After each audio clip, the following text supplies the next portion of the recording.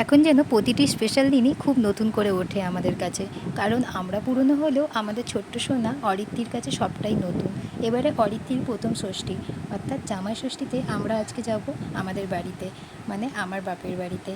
তাই জন্যই একটু রেডি হওয়া, হালকা সাজের ওপরই রাখলাম নিজেকে। এত গরম পড়েছিল ওই দিন, তাই অল্প একটু রেডি হয়ে তাড়াতাড়ি রেডি হয়ে বেরিয়ে পড়লাম বাপের বাড়ির উদ্দেশ্যে।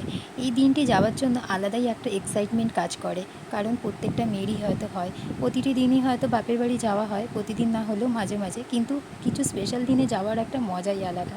সেই মজাটাই আমার মধ্যেও হচ্ছিল। আর আমার মেয়েকে নিয়ে কি বলবো, আমার বাড়ির ছোট ছোট সদস্যরা খুব খুশি, ওরা তো ভীষণ মজা করছিল আমার মেয়েকে নিয়ে। সবটা সম্ভব হয়নি ক্যাপচার করা, যতটুকু পেরেছি ততটুকুর মাধ্যমে একটা ছোট্ট মিনি ব্লগ রেডি করলাম। এটা আমার স্মৃতি হয়েও থেকে যাবে, তোমাদের সাথে শেয়ার করাও হলো। সব কিছু মিলিয়ে বেশ ভালোই কেটেছিল দিনটা।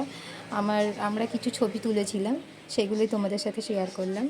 যদি আমার এই ছোট্ট ব্লগটি আপনাদের ভালো লেগে থাকে, অবশ্যই লাইক, শেয়ার, সাবস্ক্রাইব করুন।